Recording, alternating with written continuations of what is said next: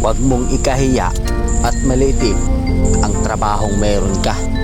Katulong, construction worker, pahinante, driver, welder, gwardya, basurero, o kahit ano pa man ang trabaho mo. Basta kumikita ka sa malinis na paraan at wala kang inaargabyadong tao, diretso lang. Hayaan mo sila dahil hindi ka mapapakait ng mga sinasabi nila. Lagi mong iisipin na kaya ka nagsusumikap para maabot mo yung pangarap mo at makuha yung mga bagay na gusto mo. Ipagmalaki mo yung trabahong meron ka, kundi dahil sa atin wala silang matibay na paniniwala.